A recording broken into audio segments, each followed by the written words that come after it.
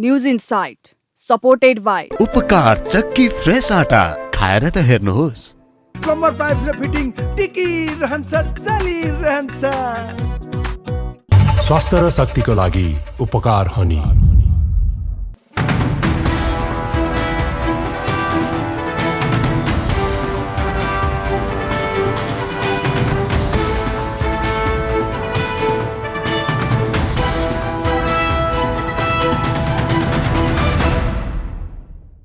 नमस्कार, तपाईँ news insight हेर्दै हुनुहुन्छ र म एलिसा अर्याल। फागुन 1 गते सोमबार अपराह्न काठमाडौँको बालाजु, माछापोखरी र गङ्गबु क्षेत्रमा भएको घटना अझै सेलाएको छैन। विभिन्न यातायात मजदुर सङ्गठनहरूले गरेको आन्दोलन र त्यसले निम्त्याएको परिणामले धेरै प्रश्नहरू जन्माएको छ। यातायात मजदुरहरूले ट्राफिक कारबाहीको विषयलाई लिएर गर्न लागेको भनिएको शान्तिपूर्ण विरोध कार्यक्रम एकाएक अशान्त मात्र बनेन, लुटपाटमा समेत परिणत भयो। मोबाइल पसलमा लुटपाटदेखि सुरक्षाकर्मीमाथि आक्रमणसम्म गरेका प्रदर्शनकारीहरूले प्रहरी भ्यानमा समेत आगजनी गरिदिए। उक्त घटनापछि मोबाइल व्यवसायीहरूले सरकारसँग क्षतिपूर्तिको माग गरेका छन्। यता नेपाल प्रहरीले पनि घटनाका विषयमा जाँचबुझ गर्न डिआइजीको नेतृत्वमा 5 सदस्यीय समिति नै गठन गरेर अनुसन्धान गरिरहेको छ। घटनामा संलग्न रहेको आरोपमा प्रहरीले हालसम्म 1 दर्जन भन्दा बढी व्यक्तिहरूलाई पक्राउ गरी थप अनुसन्धान समेत अघि बढाएको छ।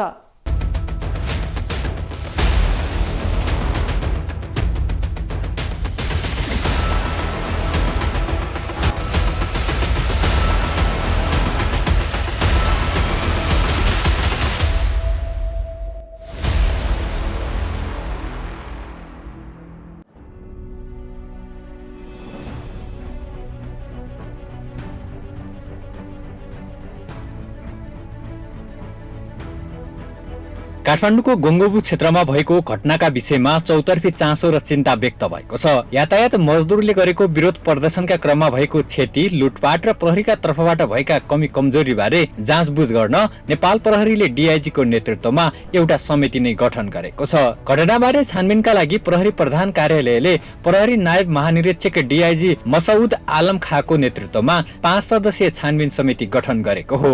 समितिमा प्रहरी वरिष्ठ उपरीक्षक एसएसपी हिमालय श्रेष्ठ, जिल्ला प्रहरी परिसर काठमाडौँका एसपी सीताराम रिजाल, उपत्यका प्रहरी कार्यालयका एसपी सानुराम भट्टराई र प्रहरी नायब उपरीक्षक खुमलाल भूषाल सदस्य रहेका छन्। गङ्गबु घटनाका विषयमा एकातर्फ अराजक भिडमाथि नै प्रश्न उठेको छ भने अर्कोतर्फ प्रहरी प्रशासनको असावधानीकै कारण प्रदर्शन उग्र बनेको भन्दै आलोचना समेत भइरहेको छ। शान्ति सुरक्षाको गर्ने सवालमा नागरिकले प्रहरीको चाहिँ नि आवश्यकता खोज्छ जहिले पनि, हैन?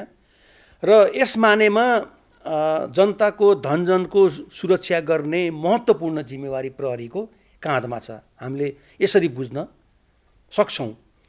बालाजुको घटना तपाईँको अप्रत्याशित भए तापनि, हैन, अप्रत्याशित भए तापनि आन्दोलन घोषणा चाहिँ नि 2-3 दिन अगाडि नै भएकै हो, हैन? सरकारलाई अल्टिमेटम दिएर आन्दोलनको घोषणा चाहिँ नि भएकै हो। हामीले न्युजमा पनि हेरेकै हो।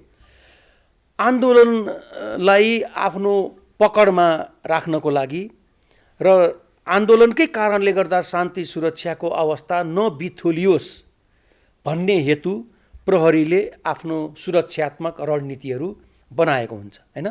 प्रहरी कारवाहीदेखि लिएर, हैन, व्यक्ति संलग्न व्यक्तिलाई पक्राउ गरेर कानुनको दायरामा ल्याउने, हैन, यी सम्पूर्ण विधि र प्रक्रियाहरूको बन्दोबस्तीका साथ चाहिँ नि प्रहरीहरू सडकमा चाहिँ नि आएका हुन्छन्। तर बालाजु घटनामा ज्यान मार्ने सम्मको उद्योग गर्ने जमातलाई बल प्रयोग नगरिकन तिनीहरूको चाहिँ नि हौसला बढाउने काम भयो। त्यहाँ आफै चढेको 2-2वटा गाडीमा आगजनी हुँदा पनि प्रहरीले मुखदर्शक भई हेरेको जस्तो देखियो, हैन? आन्दोलनकारी भन्दा पनि यी लुटेरा गुण्डाहरूको मनोबल चाहिँ नि बढ्यो। अघिल्लो दिन नै यातायात व्यवसायी महासङ्घले आन्दोलनको घोषणा चाहिँ नि फिर्ता गरिसकेको भन्ने कुरा चाहिँ नि सुनिएको हो नि। यो विध्वंस त त्यसको भोलिपल्ट भएको छ, चाहे मजदुर युनियनहरू होस् होइन, चाहे अन्य लुटेरा समूहहरू होस् होइन, गुन्डाहरू होस्, समग्रले त्यो दिन चाहिँ नि पुरा बालाजु क्षेत्रको सडकलाई आफ्नो नियन्त्रणमा लियो। राज्यको उपस्थिति कतै पनि देखिएन। सर्वसाधारण नागरिकहरू दुवै हात उठाएर याचना गर्दै आफ्नो घर जाने अनुमति आन्दोलन त्यो लुटेराहरूसँग चाहिँ नि मागेको पनि देखियो। मैले त के देखेँ भन्दाखेरि अरब कन्ट्रीहरूमा जुन युद्ध भइरहेछ नि, युद्ध भूमिको जस्तो झझल्को दिने गरेर नागरिकले तपाईँको आन्दोलनकारी भन्नुहोस् कि लुटेरा भन्नुहोस् कि तिनीहरूसँग याचना गरेको दृश्य चाहिँ नि देख्दा त्यो दिन राज्य छ कि छैन, सरकार कहाँ थियो, त्यस्तो चाहिँ नि अनुभूति सबैलाई चाहिँ नि भएको छ। हामीलाई मात्र होइन, सर्वसाधारण सबैलाई भएको छ। यो चाहिँ नि दुर्भाग्यपूर्ण अवस्था हो। अब यसमा को दोषी छन् त होइन? तत्कालीन एरिया इन्चार्ज दोषी हो कि त्योभन्दा माथिल्लो तहका कार्यालयका जिम्मेवार अधिकृतहरू दोषी हो कि अथवा त्योभन्दा पनि उपल्लो तहका चाहिँ नि होइन उच्च पदस्थ अफसरहरूको चाहिँ त्यसमा कमजोरी देखियो कि यो पक्कै पनि छानबिनको विषय त भएकै छ होइन। र यो छानबिन कमिटी पनि बनेछ। छानबिन कमिटीले चाहिँ नि निष्पक्ष चाहिँ नि अनुसन्धानको यो छानबिनको रिपोर्ट ल्याउन जरुरी छ।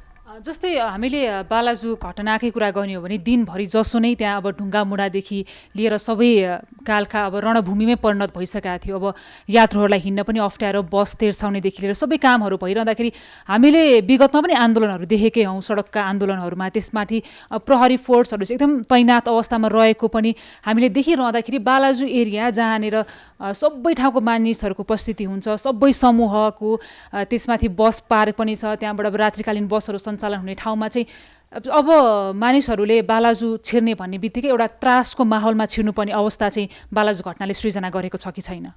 करेक्ट, एकदम सही कुरो गर्नुभयो। बालाजु एरिया चाहिँ कस्तो एरिया हो भने त्यहाँ 77 जिल्लाका नागरिकहरूको 24 घण्टा उपस्थिति हुन्छ होइन।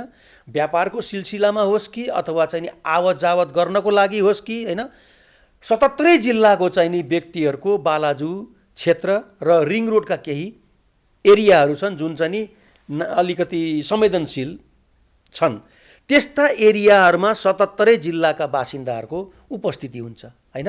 र त्यो घटनामा पनि अवसरको खोजी मा बसेका व्यक्तिहरू प्रशस्तै देखिए।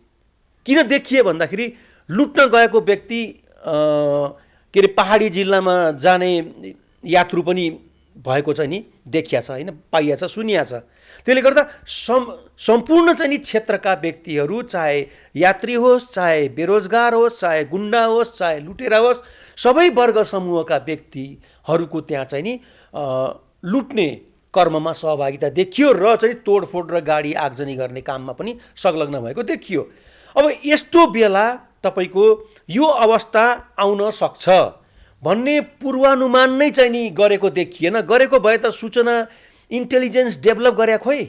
हेर्नुहोस्, महत्त्वपूर्ण के तपाईँ अपरेसनल चाहिँ नि कार्यमा जाँदाखेरि, एक्सनमा जाँदाखेरि तपाईँसँग जनशक्ति यथेष्ट मात्रामा छ, तपाईँसँग हतियार छ, भौतिक साधन छ, तपाईँसँग सूचना छैन, तपाईँ के गर्नुहुन्छ? जनशक्ति, हात हतियार, गोलीगट्टा, डन्डाले तपाईँ कारवाही गर्न जानुहुन्छ। के को लागि कारवाही गर्न जाने हो, कुन ठाउँमा जाने हो, सूचनै छैन भने तपाईँको त्यो जनशक्ति र हात हतियार असभावहरूको चाहिँ नि के युज भनौँ न, कहाँ प्रयोग गर्ने हामीले। त्यसले गर्दा त्यो दिनको घटनामा प्रहरीले सूचना चाहिँ नि डेभलप गरेको जस्तो मलाई लागेन। प्रहरीलाई मात्र म भन्दिनँ, सम्पूर्ण सुरक्षा निकाय, किनभने राष्ट्रिय अनुसन्धान विभागको कामै सूचना सङ्कलन गरेर सरकारलाई दिने हो होइन, समन्वय गर्ने हो। त्यहाँ त कोही समन्वय पनि भए जस्तो मलाई लागेन। सूचना हेर्नुहोस् है, तपाईँको अमेरिकाले वासिङटन डिसीमा बसेर, अमेरिकाका पदाधिकारीहरू वासिङटन डिसीमा बसेर होइन आतङ्ककारी काममा चाहिँ नि सघाएको भन्दै तपाईँको त्यो के अरे एकजना इरानी मेजर जनरल कासिम सुलेमानीलाई र तपाईँको सिरियाको चाहिँ नि कुर्द नेतालाई र अर्को चाहिँ नि पाकिस्तानको एटवाबादमा चाहिँ नि त्यो के अरे ओसामा बिन लादेनलाई वासिङटनका अधिकृतहरूले वासिङटनमै बसेर रिमोटले चाहिँ नि त्यहाँ नियन्त्रणमा गरे होइनन्, उनीहरूलाई चाहिँ हत्या गरे होइन, त्यहाँको निर्देशनमा हेर्नुहोस् है, त्यो हदसम्मको त्यो स्तरसम्मको तपाईँको गुप्तचरी क्षमता हाम्रो देशमा त हामी कल्पना पनि गर्न सक्दैनौँ होइन। तर एउटा सामान्य मब चाहिँ नि जुन त्यो अराजक भिड छ, त्यो अराजक भिड त्यहाँ 200-400, 500, 1000-1200 भएको भिडमा पसेर पनि सूचना गर्न सङ्कलन गर्न नसक्ने भनेपछि यो त दुर्भाग्यपूर्ण चाहिँ नि अवस्था हो। गर्न पर्थ्यो, त्यो काबिल पनि छ होइन। नेपाल प्रहरीमा मैले पनि 29 वर्ष बिताएँ। नेपाल प्रहरी यो कार्यको लागि सक्षम छ, त्यहाँ कमजोरी किन देखियो? मलाई अचम्म चाहिँ नि त्यही छ। हेर्नुहोस् है, हाम्रै नेपाल प्रहरीमा पहिला गुप्तचरी संयन्त्र यति डह्रो थियो होइन, घर घरको चाहिँ नि सूचना पनि प्रहरीले सङ्कलन गर्थ्यो होइन। त्यहाँ त्यसरी घुसपैठ चाहिँ नि भएको हो भने त्यो पनि कसरी थाहा पाएन होइन। तपाईँको अब 77 जिल्लाको उपस्थिति हुने ठाउँ हो, त्यो कुराको पनि चाहिँ नि सम्बन्धित चाहिँ नि व्यक्तिहरूले विश्लेषण गरेको जस्तो मलाई लागेन होइन। त्यसले सूचना सङ्कलनमा पनि सुरक्षाकर्मीको चाहिँ नि कमजोरी, हदैसम्म कमजोरी भएको कारणले गर्दा यिनीहरूले चाहिँ नि तपाईँको लुटपाट र आगजनीमा चाहिँ नि आनन्दसँग चाहिँ नि तपाईँको कुनै रोकटोक अवरोध बिना चाहिँ नि यो चाहिँ नि तपाईँ कानुन विपरीतका कार्यहरू चाहिँ नि गर्ने छुट पाए नि यिनीहरूले। जस्तै हजुरले भनिरहँदाखेरि चाहिँ अब अहिले हामी सोसल मिडिया हुन्छ नि, टेक्नोलोजीमा छौँ। अब अहिले त जसले पनि अब संसद भवन अगाडि कसले आन्दोलन गर्दैछ भनेर सूचना पाउने प्रहरीले चाहिँ अब अहिले त्यहाँ बालाजुमा त्यहीमाथि सबैजनाको उपस्थिति रहने, त्यहाँ आफै पनि प्रहरी बिटमा तोडफोड भइरहँदाखेरि चाहिँ त्यहाँ मलमा पनि तोडफोड भयो, करोडौँको नोक्सान भयो भनेर अहिले सार्वजनिक भइरहँदाखेरि चाहिँ यो प्रहरीले कसैको कमान्ड नै कुर्नुपर्ने हो होइन। जो इन्चार्ज गरिरहनु भएको छ उहाँको नेतृत्वमा त्यो एरिया भइसके पछाडि चाहिँ उहाँले एक्सन लिन पर्थ्यो कि अब गृह मन्त्रालयबाटै नै आउनु पर्थ्यो कि या प्रधानमन्त्रीले नै दिनु पर्थ्यो कि के छ यो प्रहरीभित्र चाहिँ? हेर्नुहोस्, आफ्नो एरियामा शान्ति सुरक्षा राख्ने दायित्व सम्बन्धित एरियाकै पुलिस अफसरहरूको, पुलिस सकल दर्जाको भनौँ न, त्यहाँका तपाईँको के अरे वृत्तमा बस्ने प्रहरी अधिकृत तथा जवानहरूको आफ्नो एरियामा शान्ति सुरक्षा राख्ने तत्काल यस्तो किसिमको परिस्थिति सिर्जना हुँदैछ भन्ने कुरो पहिलो कुरो त हेक्का राखेको देखिएन। सूचना माथि पहुँच भएको पनि देखिएन होइन। र प्राप्त सूचना उहाँहरूलाई थियो भने त्यो सूचनाको चाहिँ नि धरातलीय विश्लेषण पनि हुन सकेको जस्तो मलाई लागेन। यो एक्सन गर्नको लागि आफ्नो एरियामा विध्वंस मचाउने समूहलाई नियन्त्रणमा लिन, आगजनी रोक्न, जनधनको क्षति रोक्न तालुक कार्यालयहरूको आदेश कुरिराख्न पर्दैन, गएर ठोकिहाल्ने हो कानुनको दायराभित्र रहेर।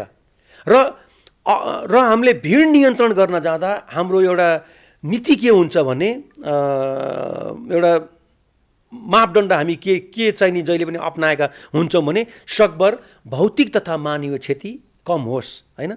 यहाँ चाहिँ नि तपाईँको मान्छे मार्नेसम्मको उद्योग गरिसक्यो। वर्दीधारीलाई पुलबाट फाल्नु भनेको मार्ने उद्योग हो। सरकारी सम्पत्ति चाहिँ नि आगजनी गरिसक्यो, तोडफोड गरिसक्यो होइन। व्यक्तिको सम्पत्ति चाहिँ नि के अरे संस्थाको सम्पत्ति, करोडौँको सम्पत्ति के अरे आगजनी तोडफोड गरिसक्यो, लुटिसक्यो। त्यस्तो बेलामा पनि माथिबाट आदेश आएन भनेर चाहिँ नि पन्छिनु भनेको त्यो गैर जिम्मेवारीपन हो होइन। त्यसमा चाहिँ नि माथिल्लो कार्यालयहरूको चाहिँ नि समन्वय के कस्तो थियो त्यो त उहाँहरूलाई नै थाहा होला, छानबिन कमिटीले चाहिँ नि निकाल्ला। तर प्रहरी प्रधान कार्यालयबाट, अन्य निकायबाट, गृह मन्त्रालयबाट ठोक्न त्यहाँ जाँदैन कहिले पनि। त्यहाँ सम्बन्धित लोकल पुलिसले नै गर्ने हो। उसको चाहिँ नि क्षमताले भ्याएन होइन। मोब चाहिँ नि अझ तपाईँको भिड अझ आक्रोशित भयो, सङ्ख्या ठुलो भयो, आफूसँग उपलब्ध जनशक्तिले चाहिँ नि कारवाही गर्न सक्दैन भने उसले चाहिँ नि सहयोग माग्ने हो। आफ्नो तालुक कार्यालयलाई, मजकुर कार्यालयसँग सहयोग माग्ने हो, घटनाको रिपोर्टिङ गर्ने हो होइन, सिचुएसनको चाहिँ नि रिपोर्टिङ गर्ने हो, सहयोग माग्ने हो र समन्वय निर्देशनहरू लिने हो। त्यसले गर्दा कुनै पनि चाहिँ नि काम खोइ त्यहाँ त पर्फेक्टली भएको जस्तो लागेन। र अर्को कुरो, माथिल्लो कार्यालयको जवाबदेहिता चाहिँ नि कस्तो थियो भन्ने कुरो यो चाहिँ नि बाहिर आउनुपर्छ। किनभने त्यहाँको चाहिँ नि अफसरहरूले चाहिँ नि के भनेको सुन्नमा आयो भन्दाखेरि हामीलाई चाहिँ नि माथिल्लो कार्यालयहरूबाट चाहिँ आदेश आएन भन्ने पनि आयो। त्यस्तो बेलामा आदेश चाहिँ नि चाहिँदैन। माथिल्लो कार्यालयले चाहिँ नि अनुगमन राम्रोसँग गर्यो गरेन, तल्लो कार्यालयले चाहिँ नि ठिकसँग एक्सन चाहिँ नि गरिरहेछ कि छैन भन्ने कुरो उहाँहरूले चाहिँ नि आफ्नो संज्ञानमा लिनुभएको थियो कि थिएन, होइन, त्यो कुराले पनि चाहिँ अर्थ राख्छ, होइन। यी सम्पूर्ण कुरा चाहिँ नि छानबिनको दायरामा चाहिँ आउनुपर्छ। जस्तै हामीले देखेअनुसार त पहिलो पटक नै हो हामीले यो सडकमा यति प्रहरीका भ्यान अन्य पनि छन्, तर लुटपाटका घटनै भएको चाहिँ यो सकभर ठुलो चाहिँ अहिले पछिल्लो समय यति बालाजुकै हो। यस्ता घटनाहरू तपाईँ लामो समयसम्म प्रहरीमा रहेर सेवा दिइरहँदाखेरि चाहिँ यस्ता घटनाहरू पहिला पनि भएका थिए, निरन्तर हुन्थे कि यो आगजनी गर्ने, तोडफोड गर्ने, यो आन्दोलनको नाममा चाहिँ यो लुटपाट मचाउने पहिला पनि हुन्थ्यो नेपालमा? हुन्थ्यो, पहिला पनि हुन्थ्यो। मैले तपाईँको यस्ता अनुभवहरू मसँग पनि धेरै छन्, अन्य प्रहरी अधिकृतज्यूहरूसँग पनि छ यस्ता अनुभवहरू। तर अधिकांश ठाउँमा चाहिँ नि प्रहरीले कारवाही गरेको देखेको छु। गर्नुपर्ने नै त्यही हो, गर्नु नभए तपाईँलाई चाहिँ नि कानुनले त्यत्रो अधिकार चाहिँ नि दिया छ, होइन, यो गरे बापत यो गर्नु, होइन भन्ने कानुनले हामी त उहाँहरू त अधिकार प्राप्त अधिकारी हो। शान्ति सुरक्षा राख्ने सवालमा कानुनले प्रदत्त गरेका चाहिँ नि अधिकारहरू उहाँले चाहिँ नि कसैको आदेश बिना चाहिँ प्रयोग गर्न सक्नुहुन्छ। समन्वय गर्ने आफ्नै ठाउँमा छ, होइन। ठुलो क्याजुअल्टी भयो, निर्देशन लिने त्यो कुरा चाहिँ नि सँगै जाने प्रक्रियाहरू हुन् के, होइन। तर उहाँलाई कानुनले प्रदत्त गरेको अधिकार प्रयोगमा पनि तपाईँको कन्जुसाई गरेको देखियो। नभएको भए त एक्सन भइदिया भयो। हेर्नुहोस् है, एक्सन भइदिएको भए तपाईँ त्यो मास चाहिँ नि लोसे चोकसम्म गएर अर्को चाहिँ नि लुटको धन्दा गर्ने नै थिएन। त्यही नै तपाईँको प्रहरी कारवाही चाहिँ समयमा गरिदिएको भए ती लुटेराहरू, गुन्डाहरू कोही नियन्त्रणमा आउँथ्यो होला, कोही त्यो ठाउँ छोडेर भाग्थ्यो होला, होइन। अर्को अपराध चाहिँ नि लुट्ने कर्म चाहिँ नि हुन्थेन होला, र त्यहाँ चाहिँ नि चुक चाहिँ नि मैले देखेकै हो। जस्तो अहिले पछिल्लो समय अब प्रहरीप्रति मानिसहरूको हेर्ने नजर पनि त्यति खासै राम्रो छैन। अब भ्रष्ट हुन्छन् भन्ने खालको एउटा आम मानिसहरूको चाहिँ बुझाइरहँदाखेरि चाहिँ जुन बालाजुको घटना भयो त्यो माथि पनि अन्य जुन सुरक्षामा कमी भएको प्रहरीको जुन घटनाहरू पटक सार्वजनिक हुँदा चाहिँ प्रहरीप्रति अब सर्वसाधारणले हेर्ने नजर चाहिँ कस्तो बन्छ? नजर त डेफिनेटली तपाईँको प्रहरीलाई हेर्ने चाहिँ नि नजर पक्कै पनि राम्रो हुँदैन। विश्वसनीयता चाहिँ नि आर्जन गर्न धेरै गाह्रो छ। हेर्नुहोस्, नागरिकको विश्वसनीयता आर्जन गर्न सरकारी निकायहरूलाई, म प्रहरी मात्र भन्दिनँ, सरकारी निकायहरूलाई सर्वत्र चाहिँ नि सेवाग्राहीलाई गर्ने व्यवहार राम्रो छैन भन्ने छ नि, होइन। तर जहाँसम्म हाम्रो नेपाल प्रहरीको सवाल छ, कति वर्ष लगाएर चाहिँ नि जनताको विश्वास आर्जन चाहिँ नि गर्नुपर्ने हुन्छ, होइन। यस्ता घटनाले त प्रहरीलाई हेर्ने दृष्टिकोणै तपाईँको के अरे रक्षक होइन भक्षक हो भन्ने भान हुन्छ। किनभने अप्ठ्यारो पर्दा तपाईँको चाहिँ नि सहयोग पाउनु भएन भने त्यो संस्थाको चाहिँ नि औचित्यमाथि प्रश्न खडा हुँदैन। नागरिकले प्रश्न चिन्ह राख्छ नि। त्यसले गर्दा अब त महत्त्वपूर्ण कुरा ठिक छ, घटना चाहिँ हुन्छन्, होइन। कहीँ चाहिँ कमीको कारणले गर्दा क्षति भएको छ, कहीँ चाहिँ राम्रो व्यावसायिक क्षमता प्रदर्शन गरेको कारणले गर्दा तपाईँको बिग्रदो परिस्थिति काबुमा लिएको पनि त हो त, होइन। प्रहरीले गरेछ, यो एउटा घटना दुर्भाग्यपूर्ण भयो। अब ठुलो कुरो के हो भन्दाखेरि अनुसन्धान चाहिँ नि कसरी बढाउने भन्ने कुरा छ। हुन त भिडियो फुटेजहरूमा तपाईँको प्रहरीले प्रमाणहरू सङ्कलन गरिरहेछ, होइन। डिजिटल प्लेटफर्ममा उपलब्ध भएका डिजिटल एभिडेन्सेसहरूलाई पनि प्रहरीले चाहिँ निगरानी गरिरहेछ, होइन, विश्लेषण गरिरहेछ। हामीले त सुनेको न्युजहरूमा पनि आइरहेछ, होइन, गरिरहेछ। यसबाट पक्कै पनि र केही व्यक्तिहरू चाहिँ नि पक्राउ पनि परिसकेर सामानहरू पनि बरामद चाहिँ नि भइरहेछ भन्ने कुरा पनि सुनिनेमा आछ, होइन। त्यो चाहिँ राम्रो पनि कुरा हो। अनुसन्धान चाहिँ नि तदारुकताका साथ र ती चाहिँ नि जसको लस भएको छ तिनीहरूले न्याय पाउने हिसाबले, क्षतिपूर्ति पाउने हिसाबले अनुसन्धान परिलक्षित हुनुपर्छ। अब यहाँ एउटा मैले समस्या मात्रै के देखाएको छु भने यो त प्लान गरेरको चाहिँ नि लुटपाट त होइन, प्लान गरेर लुटिएको चाहिँ नि यो विषय त भएन। यो त अचानक एउटा यस्तो परिस्थिति सिर्जना भयो, त्यो अवसरको खोजीमा आएका व्यक्तिहरूलाई होइन, अवसरको खोजीमा रहेका व्यक्तिहरूलाई त्यो लुट्ने मौका चाहिँ नि मिल्या हो होइन। अब प्लान अपराधमा के हुन्थ्यो भने एकजना व्यक्तिलाई समाउने बित्तिकै सरर को संलग्न थियो नाम चाहिँ आइहाल्थ्यो। यहाँ त अब 77औं जिल्लाका व्यक्तिहरू भेला हुने ठाउँ हो नि, त्यो ठाउँमा चाहिँ नि कहाँ कहाँका व्यक्तिहरू को गएर चाहिँ नि लुटपाट गरे भन्ने कुरो हो। जस्तो यो घरमा चोरी गर्न चाहिँ नि पर्यो भने तपाईँको एकजना त आउँदैन, 3-4 जना आउँछ। यस्तो प्लान गरेर आएको घटनामा यदि एक व्यक्ति समातियो भने बाँकी 3 जना पनि को थिए इमिडिएटली थाहा हुन्छ। तर त्यो लोसेकोमा भएको अपराध जुन लुटपाट छ नि, त्यहाँ त विभिन्न अलग अलग ब्याकग्राउन्डबाट आएका व्यक्तिहरू हुन् होइन, कोही चाहिँ नि साथीभाइ पनि होलान्, तर अधिकांश चाहिँ नि त्यो लुट्ने उद्देश्यले मात्रै गएको देखिया छ। चाहे विद्यार्थी होला, चाहे यात्री होला, चाहे पैदल यात्री होला होइन, चाहे अन्य चाहिँ नि पेसा व्यवसायका व्यक्तिहरू होलान् होइन। त यस्तो अपराधको अनुसन्धान चाहिँ नि अलिकति गाह्रो हुन्छ।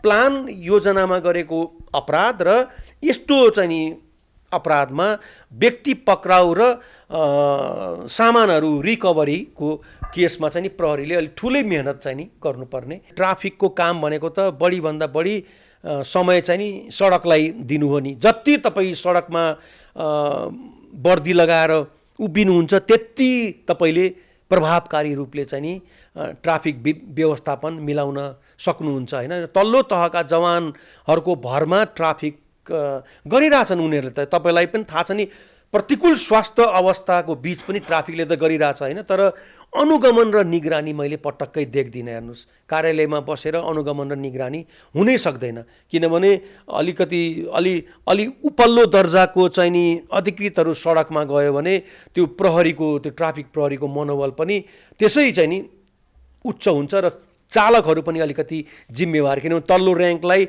सधैँ चाहिँ नि दबेट्ने हिसाबले नै चालकहरूले चाहिँ नि गाडी चलाइरहेको। सामाजिक सञ्जालमा हेर्नुहोस् त, आज पनि मैले हेरेको ट्राफिकसँग वाद विवाद गरेका घटनाहरू मैले अघि दुई तीनवटा हेरेँ होइन।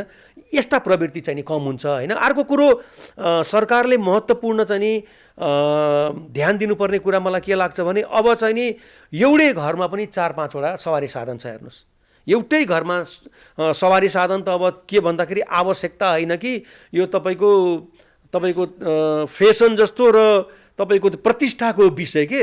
सवारी 2-4 वटा घरमा भएन भने हामीलाई समाजले हेर्ने दृष्टिकोणै चाहिँ फरक पर्छ जस्तो एउटा चाहिँ नि यो आवश्यकताको विषय रहेन। त्यसले गर्दा 3-4 वटा 5 वटासम्म पनि गाडी छ एउटै के अरे घरमा। अब सरकार मास ट्रान्सपोर्टेसनमा जानु पर्यो। मास ट्रान्सपोर्टेसनमा गयो, भर्टिकल तपाईँको ट्राफिकिङतिर अब नजाने हो भने अब सडक कहाँ छ खोइ भन्नुहोस् त। बागमती र विष्णुमतीको चाहिँ नि त्यो कोरिडोर थियो, त्यो पनि सडक बनिसक्यो। त्यो नभइदिएको भए, त्यो दुईवटा तपाईँको विष्णुमती र बागमतीको कोरिडोरको सडक नबनिदिया भए त अहिले कस्तो अवस्था हुन्थ्यो होला यो भन्नुहोस् त। यो बिचका चाहिँ सडकहरूमा यसले त्यही 2-4 वर्षसम्म अझै चाहिँ नि धान देला। त्यसले गर्दा भर्टिकल ट्राफिकमा चाहिँ नि अब जानुपर्छ होइन। अब यो सडक चाहिँ नि अब तान्नुसम्म तानिसक्नुभयो, अब ठाउँ चाहिँ नि छैन, स्पेस छैन। त्यो गर्न सक्नु भएन भने अबको 2-4 वर्ष 5-7 वर्षपछि तपाईँ हामी सडकमा हिँड्दा पनि एक आपसमा कुम चाहिँ नि ठोक्काएर हिँड्नुपर्ने अवस्था छ। पार्किङको त तपाईँ 2-4 वर्षमै समस्या देख्नुहुन्छ। हेर्नु होला नि, ठुलो चाहिँ नि समस्या चाहिँ नि पार्किङको आउँदैछ। विदेशमा कुनै पनि संरचनाहरू बन्नुभन्दा पहिला ट्राफिकको संरचना बनाएपछि मात्र अन्य चाहिँ नि निर्माण कार्य हुन दिन्छ होइन। तर यहाँ त चाहिँ नि छैन। पहिला बिजनेस कम्प्लेक्स अथवा कुनै कलेजहरू, विश्वविद्यालय अथवा हस्पिटल बनायो, अनि ट्राफिकको चाहिँ नि व्यवस्थापन लथालिङ्ग छोडिदियो। यही कारणले गर्दा यो चाहिँ नि समस्या आएको। यसमा सरकारले गम्भीर भएर ध्यान दिनुपर्छ।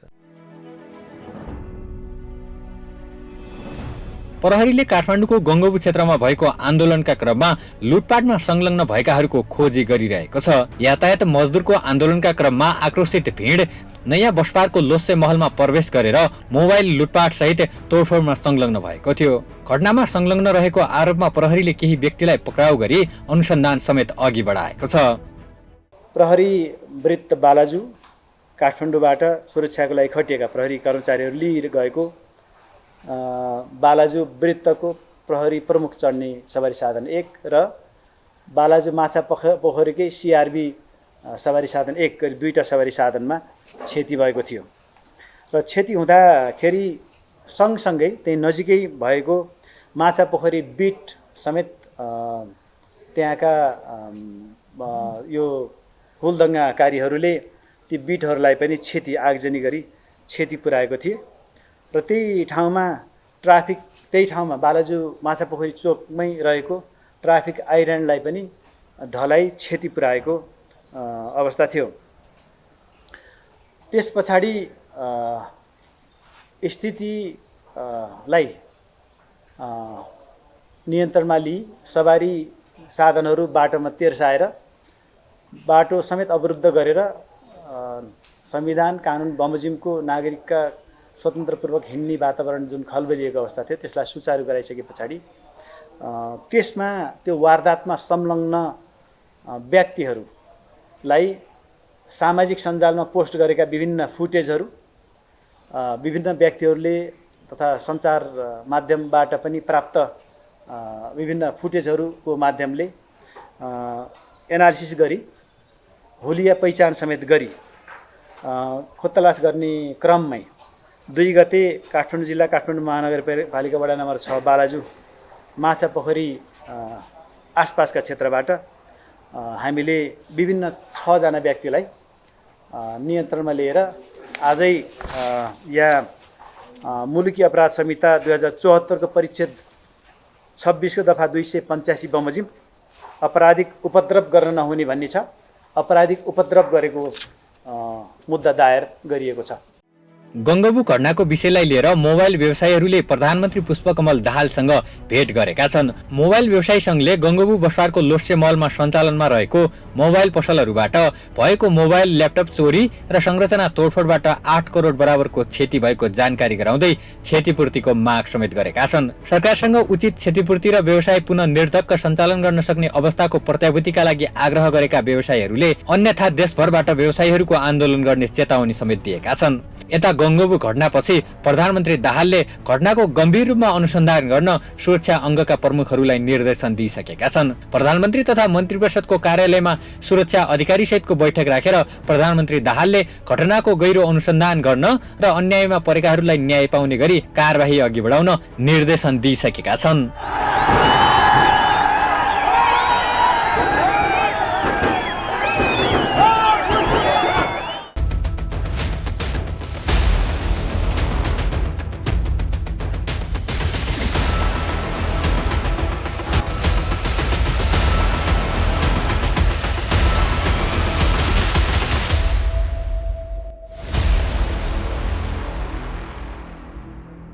काठमाडौँको गङ्गबु क्षेत्रमा भएको उक्त घटनाले फेरि एकपटक काठमाडौँको सुरक्षा व्यवस्थालाई चुनौती समेत दिएको छ। भिडले जहिले पनि जहाँ पनि अराजकता मात्र सृजना गर्छ भन्ने पछिल्लो उदाहरण हो गङ्गबु घटना। लोकतन्त्रमा शान्तिपूर्ण रूपमा कुनै पनि विषयको विरोध गर्न सबैले पाउँछन्, तर कुनै पनि विषयमा असहमति र असन्तुष्टि राख्ने नाममा अराजकता सभ्य समाजका लागि अपाच्य विषय हो। तपाईलाई न्युज इनसाइटमा पुनः जोड्नेछौँ। ट्राफिक प्रहरीले काटेको चिट र त्यसबाट उत्पन्न हुने परिस्थितिप्रति असन्तुष्ट यातायात मजदुरहरू किन एकाएक आक्रोशित बने? के विरोध प्रदर्शन गरेका यातायात मजदुरले उठाएका माग जायज थिएनन्? यस्ता थुप्रै प्रश्नहरू यति बेला सतहमा आएका छन्। प्रहरीको गाडीमा आगजनी, पसलहरूमा तोडफोड र लुटपाट र पैदल यात्रीहरूलाई गन्तव्यमा पुग्न असहज परिस्थिति कसरी बन्न पुग्यो त? यो हेर्नुहोस्।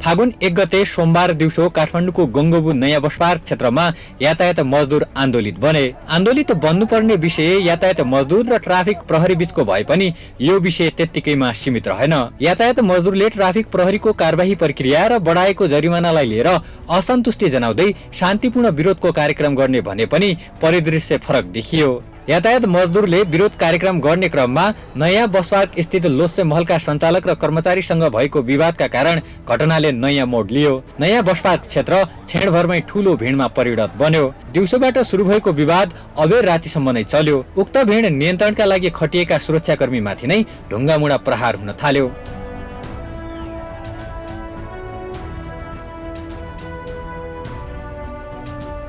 प्रदर्शनमा उत्रेका मजदुर संगठनहरू आक्रोशित बन्दै गएपछि अवस्था झनै तनावग्रस्त बन्न पुग्यो। प्रहरीको 2वटा गाडीमा नै प्रदर्शनकारीले आगजनी गरिदिए। साँझको समयमा प्रदर्शन उग्र बन्दा बस पार्क, माछापोखरी र बालाजु क्षेत्र तनावग्रस्त बन्यो। पैदल यात्रुदेखि अन्य व्यापारी व्यवसायीका लागि पनि असहज परिस्थिति बन्न पुग्यो। त्यसक्रममा लोत्से महलमा समेत तोडफोड र त्यहाँका मोबाइल पसलमा लुटपाट नै भयो। त्यहाँका मोबाइल व्यवसायीहरूले आफूहरूको 8 करोड भन्दा बढी क्षति भएको दावी गरेका छन्। हामी एउटा देशमा केही गरौँ भनेर लगानी गर्ने एउटा व्यक्तित्व हौँ। यो लुटेर होइनौँ हामीहरू। र हामी एउटा देशमा केही गर्नुपर्छ भनेर आएका मान्छे, त्यो भएपछि उहाँहरू वार्तामा जानु भएन र उल्टो त्यहाँबाट आएर यहाँ चाहिँ त्यहाँबाट आएर तोडफोड र आगजनीसम्म गरेपछि यहाँ एउटा मोबाइल पसल लुटिया छ, तोडफोड भएछ। हुँदा तपाईँको यस महलमा आगो लाउनेसम्म काम भयो। यहाँ हाम्रा गार्ड र कर्मचारीहरू सबभन्दा ठुलो कुरा त के छ नि, यहाँ हाम्रो सँगै एउटा झन्डै 50-60 हजार लिटर डिजेल र पेट्रोल यहाँ रेगुलर बसहरूको हाल्न लागिराखेको। त्यहाँ जबरजस्ती केही मान्छेहरू गएर त्यहाँबाट आगजनी हुन थाल्यो। यदि त्यो दिन हाम्रा कर्मचारी र गार्डहरूले त्यो आगो लाउन नरोकेको भए आज सम्भवतः यो ठाउँमा ठुलो दुर्घटना हुन्थ्यो। अब भनेपछि एउटा त्यो तपाईँहरू सोच्नुहोस्, होला केही कुरा वाद विवाद हुन्छ होला, उनीहरूले भने मैले त्यो असहमति त्यो सित्यो नि। कानुनको राज्यमा तपाईँको त्यहाँबाट आएर मान्नलाई हाम्रा कर्मचारीहरू प्रहरीमा गइसकेका छौँ। हुँदा त्यत्रो तपाईँको त्यहाँबाट आएर पम्पमा समेत आगो लाउने, मलमा समेत। यो मल त आखिरमा बुट मोडेलमा गरेको, यो त सरकारको प्रपर्टी हो। अब हामीले बनाए पनि सर्टेन समयपछि यो त काठमाडौँ महानगरपालिकाको सम्पत्ति हो, यो त राज्यको सम्पत्ति हो र यसमा यो जघन्य अपराध भएको छ। यो त्यसमा हामी साह्रै नै दुखी छौँ। आन्दोलन भयो, आन्दोलन भइसकेपछि उनीहरू श्रृङ्खला हुँदै आइसकेपछि हामीले चाहिँ सटर बन्द गरेर बसेका थियौँ होइन, यो सिसा लगाएर बसेका थियौँ। एक्कासी तपाईँको आएर मान्छेहरूले 20-25 जनाको ग्रुपमा टोली आएर बुडाङ हान्ने फुटाउने सिसा फुटाउने गरे। हामीले केही पनि गर्न सकेनौँ। 20-25 जना आए, काउन्टरबाट डाङडुङ फुटाए, यो भाँडोले सिसा काउन्टर फुटाएर सामान लगेर अब हेर्दै दिनदहाडै डकैटी गरेर लगेर।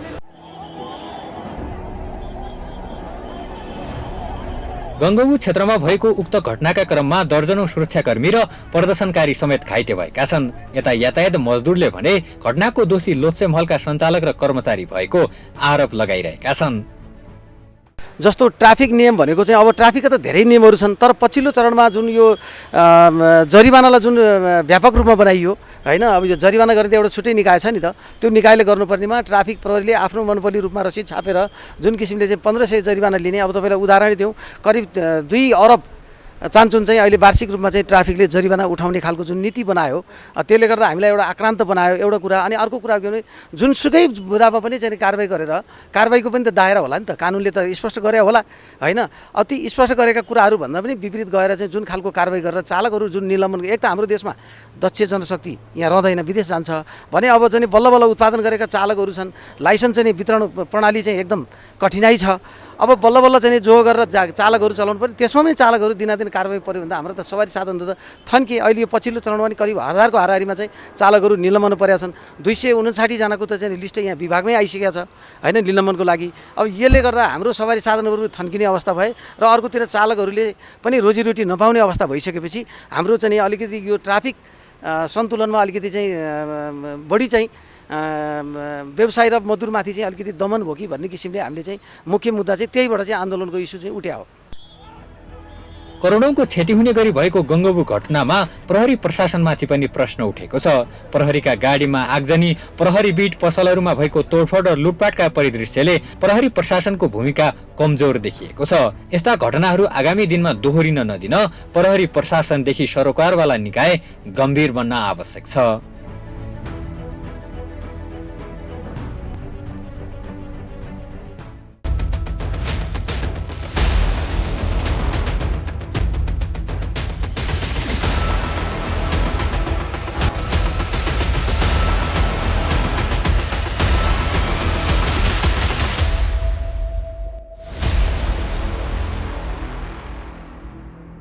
यो देशमा ढुक्कसँग काम गरेर खाने अवस्था छैन भन्ने आम नागरिकको निराशाको ग्राफ उकालो लाग्दै गएको छ। तर सरकारवाला निकाय यस विषयमा बेखबर जस्तै छन्। गरी खाने वर्गलाई राज्य पक्षले नै संरक्षण गर्न सकिरहेको छैन। नागरिकले ढुक्क भएर कुनै व्यापार व्यवसाय गर्नुको साटो पलायन हुनुपर्ने बाध्यता बनेको छ। देशमै केही गर्छु भन्नेहरूका लागि पनि सरकार हुनुको आवाज छैन। चाहे व्यवसायहरू हुन् वा मजदुरहरू, सबैको अभिभावक भनेकै राज्य हो। तर राज्य संयन्त्रको भूमिका प्रभावकारी बन्न नसकेको भन्दै राज्य संयन्त्रमाथि नै प्रश्न उठिरहेको छ। तपाईलाई न्युज इनसाइटमा पुनः जोड्नेछौँ। संघीय राजधानीको काठमाडौँको गङ्गबु क्षेत्रमा फागुन 1 गते यातायात मजदुर संगठनहरूले गरेको प्रदर्शनपछि यो विषय अझै चर्चामा छ। गङ्गबुमा घटना भएको 2 दिनपछि संघीय संसदमा समेत सांसदहरूले काठमाडौँको मुटुमा भएको घटनाका विषयमा सरकार मौन बस्न नहुने भन्दै घटनाको निष्पक्ष छानबिन गरी दोषीलाई कारवाही गर्न माग गरेका छन्। अर्कोतर्फ उक्त घटनापछि ट्राफिक नियम उल्लङ्घन र सजायको व्यवस्थामाथि नै समीक्षा गम्भीर गर्नुपर्ने बेला भएको विश्लेषण समेत हुन थालेको छ।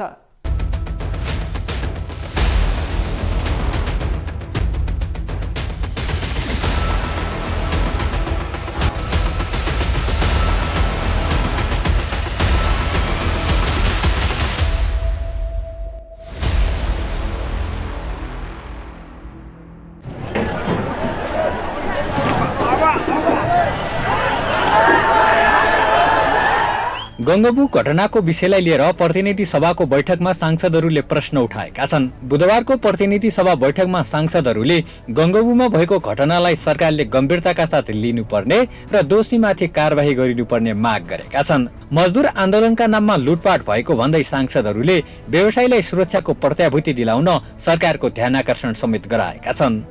यो देशमा सरकार छ या छैन? यदि सरकार छ भने प्रधानमन्त्री निवास भन्दा जम्मा 3 किलोमिटर अगाडि लुटपाट हुन्छ, प्रहरी निकम्मा भएर हेरिरहेको छ। यदि सरकार छ भने आज दिनहाडै लुटपाट हुन्छ। सरकार छ भने करोडौं लगानी गरेका व्यवसायीहरू किन डुब्दैछन्? यदि सरकार छ भने हामीले मजदुरका लागि किन ऐन बनाउँदैनौँ? यदि सरकार छ भने आज प्रहरीलाई निकम्मा बनाउने आज को हो? र अर्को कुरामा आज सम्माननीय सभामुख महोदय भन्न चाहन्छु, यो देशमा नेपाल सरकारको गृह मन्त्रालयको संयन्त्र छ, तर गृहमन्त्री किन खाली? प्रधानमन्त्री नै सबै मन्त्रालय हुने हो भने अरू मन्त्रालय किन बनाएको?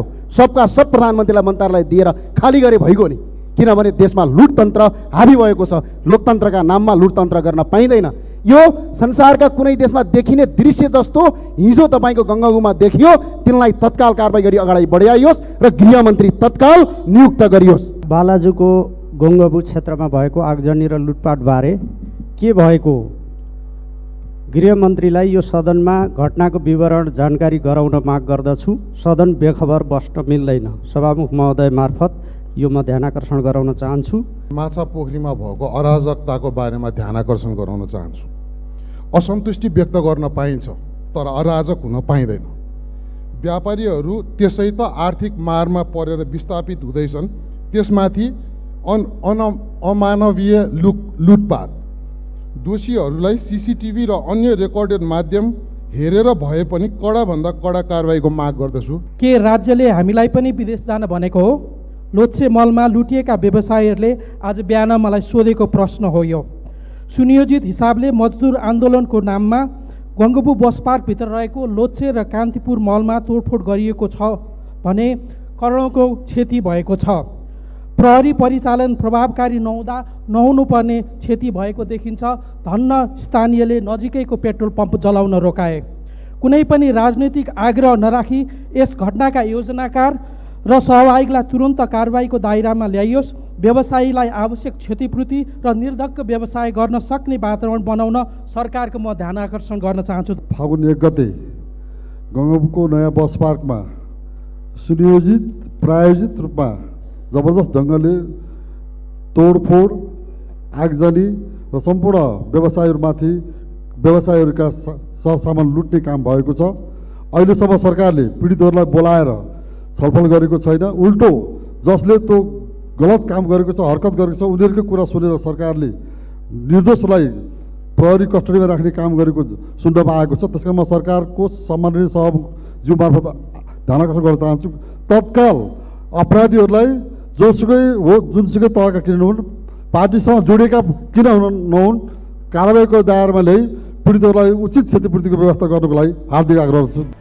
यता यातायात मजदुरको आन्दोलनका क्रममा भएको घटनाप्रति धेरैको चासो भए पनि त्यस्ता घटनाहरू आगामी दिनमा दोहोरिन नदिन सरकारवाला निकायले चासो देखाएका छैनन्। पछिल्लो समय यातायात मजदुरले उठाएका मागहरूका विषयमा सरकारवाला निकायहरूले छलफल गर्न आवश्यक नै ठानेका छैनन्। कतिपय कानूनका जानकारहरूले पछिल्लो समय ट्राफिक नियम उल्लङ्घन र सजायको व्यवस्थामाथि नै संशोधनको आवश्यकता औल्याएका छन्। कुनै पनि पेसा व्यवसाय चाहिँ मर्यादित हुनुपर्छ। कानुनभन्दा माथि कोही पनि छैन। सबै कानुनका हामी दास हौँ र कानुनले दिएको अधिकारभन्दा बाहिर कसैले पनि जान मिल्दैन। कानुनको पालना गर्ने क्रममा या कानुन हातमा लिने क्रममा कसैबाट कुनै गल्ती हुन्छ भने त्यो क्षम्य पनि हुँदैन। पेसागत मर्यादाको विषयले कुरा गर्ने हो भने यातायात क्षेत्र एउटा मर्यादित पेसा बनाउनुपर्छ भनेर विभिन्न सङ्घ, महासङ्घ, त्यसपछि आएर मजदुर सङ्घ सङ्गठनहरू लागि परेका छन्, एकबद्ध छन्। हालाकि यातायात व्यवस्था चाहिँ सुचारू गर्नको लागि र यसलाई चाहिँ सुमधुर बनाउनको लागि र यो जनमैत्री बनाउनको लागि, सबै जनताको चाहिँ मैत्रीपूर्ण व्यवहार निर्माणको लागि यातायात व्यवसायलाई सुदृढीकरण र सुव्यवस्थित गर्नको लागि विभिन्न सङ्गठनहरू रहेका छन्। अब अहिले यो बिचमा चाहिँ के छ भने यातायात मजदुर तथा यातायात व्यवसायहरूका विभिन्न खालका मागहरू रहेका छन्।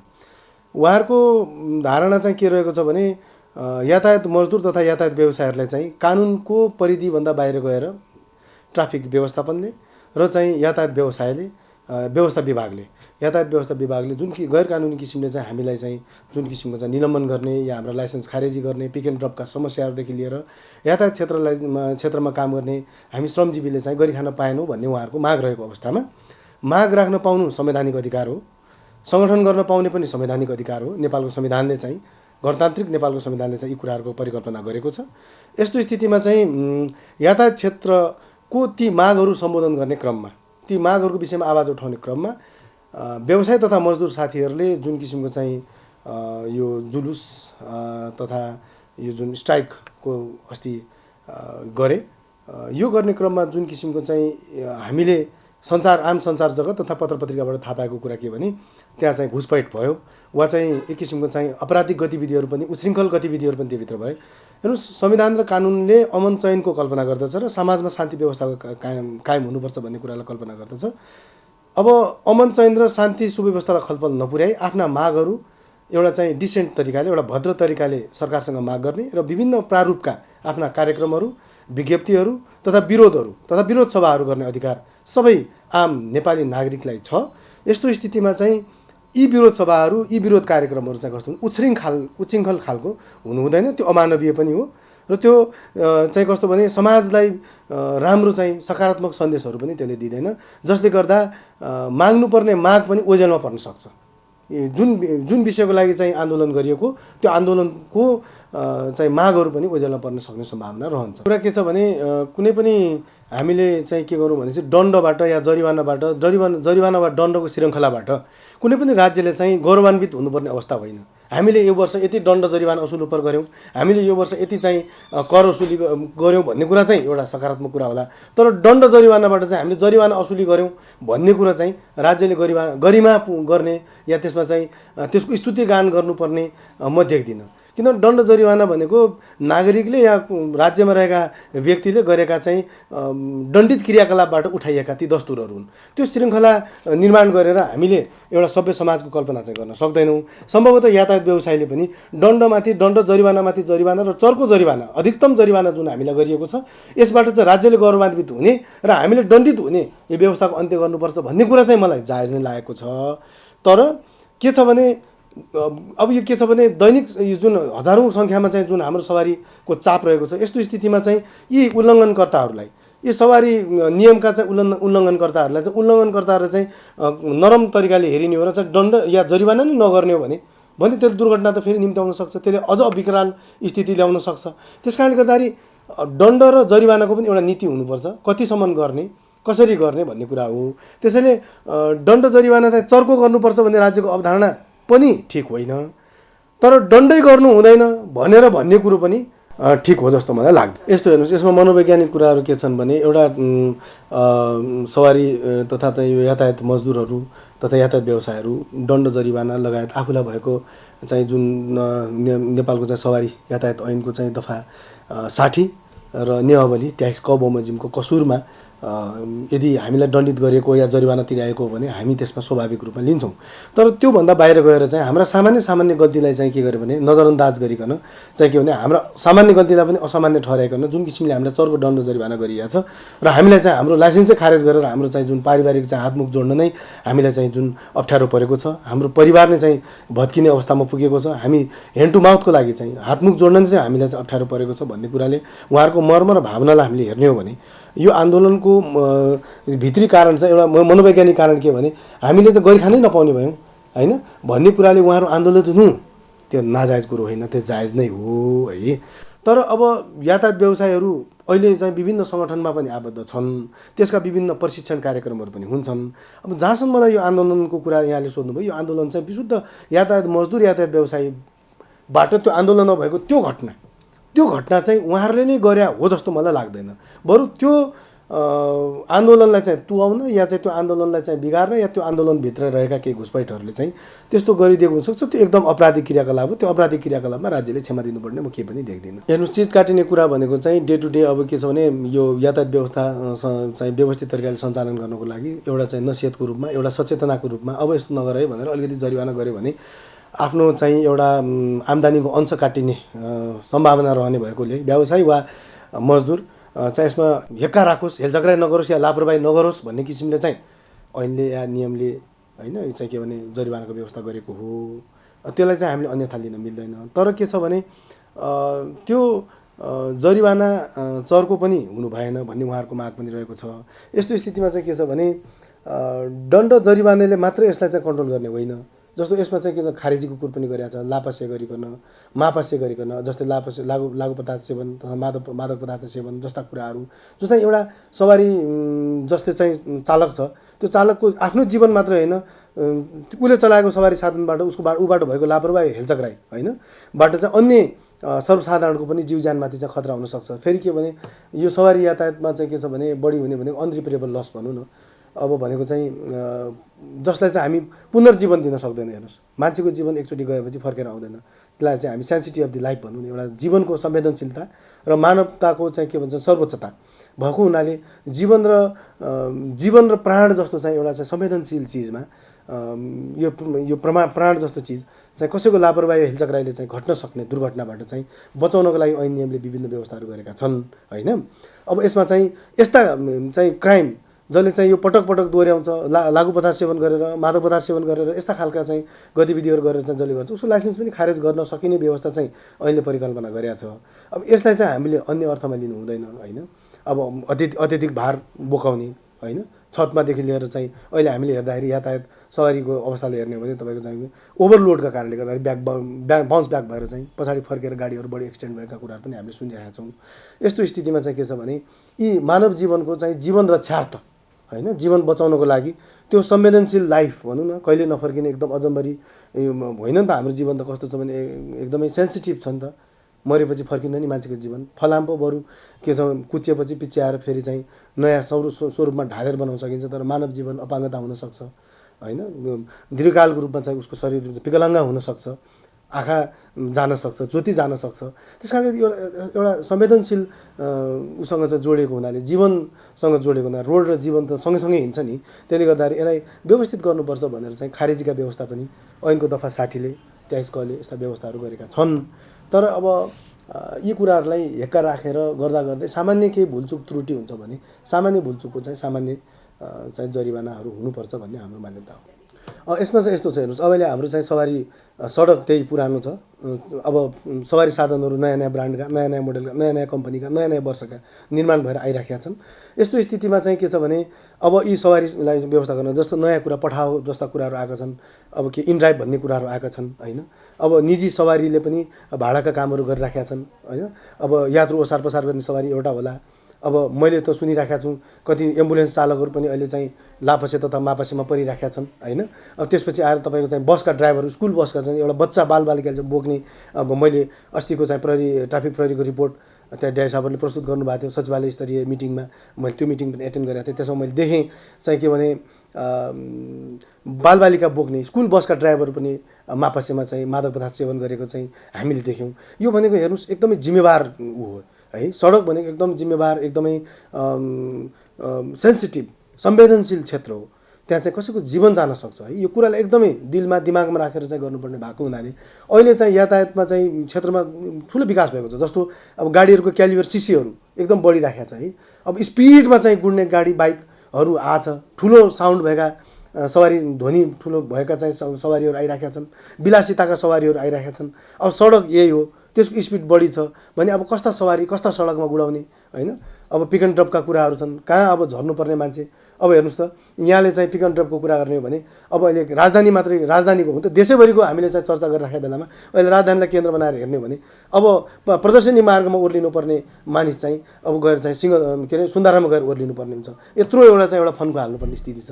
त्यसले गर्दाखेरि चाहिँ पिक एन्ड ड्रपका विषयमा होस् होइन, अब जरिवानाको विषयमा होस्, दण्डका विषयमा होस्, निलम्बन र खारिजका विषयमा होस्, आयात गर्ने गाडीको चाहिँ सिसीका हर्स पावरका विषयमा होस्, हामीले त्यो कुन लेभलको सिसी र हर्स पावरको गाडीहरू कुन सडकमा गुडाउने र कति बेला गुडाउने होइन।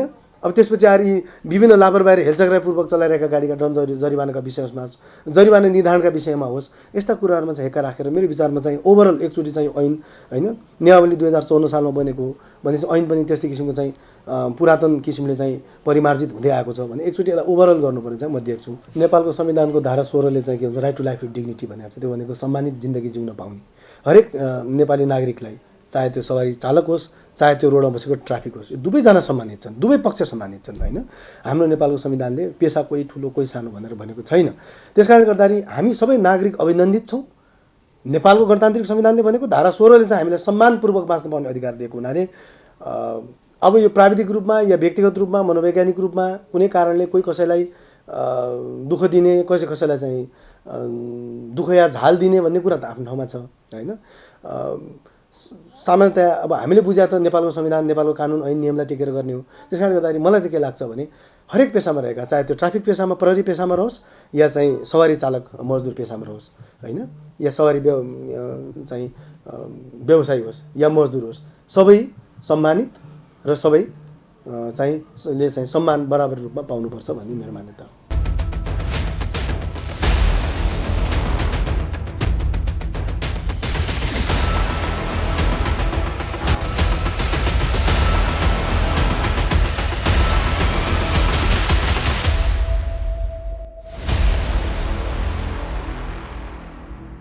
यातायात मजदुरको विरोध प्रदर्शन र त्यसले निम्ति आएको परिणाम सरकारवाला निकाय सबैका लागि एउटा पाठ हो।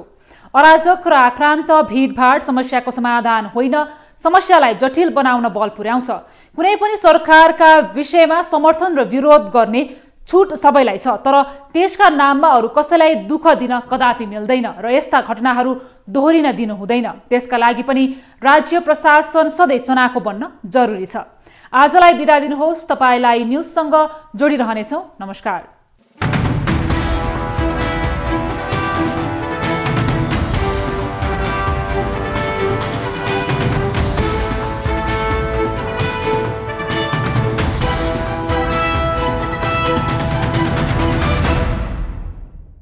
न्यूज इनसाइट सपोर्टेड बाय उपकार चक्की फ्रेश आटा खाएर त हेर्नुहोस्। प्लम्बर पाइप्स र फिटिङ टिकिरहन्छ चलिरहन्छ। स्वास्थ्य र शक्तिको लागि उपकार हनी।